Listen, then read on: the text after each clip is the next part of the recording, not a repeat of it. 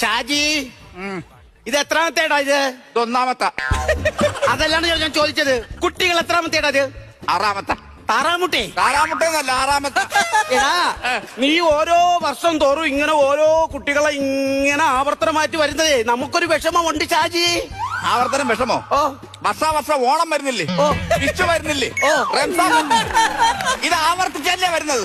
പിന്നെ എന്ത് ആവർത്തനം മാത്രം എന്ത് കുടുംബക്കാർക്ക് ഇത്രയും വലിയ വിഷമമാണ്? ഞാൻ നിന്റെ ഈ ആറാമത് വിശേഷം ഉണ്ടെന്ന് അറിഞ്ഞപ്പോ എന്റെ ഭർത്താവ് പുഷ്കരനെ തുള്ളുവായിരുന്നടാ, തുള്ളുവായിരുന്നു. അങ്ങനെയെങ്കിലും അവന്റെ ശരീരം ഒന്ന് അനങ്ങട്ട്.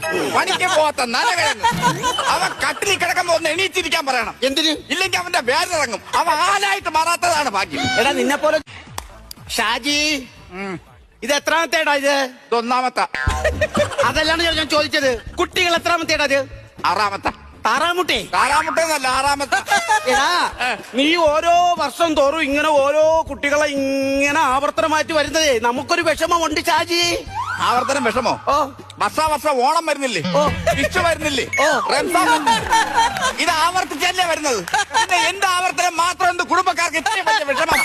ഞാൻ നിന്റെ ഈ ആറാമത് വിശേഷം ഉണ്ടെന്ന് അറിഞ്ഞപ്പോ എന്റെ ഭർത്താവ് പുഷ്കരനെ തുള്ളുവായിരുന്നടാ, തുള്ളുവായിരുന്നു. അങ്ങനെയെങ്കിലും അവന്റെ ശരീരം ഒന്ന് അനങ്ങട്ട്.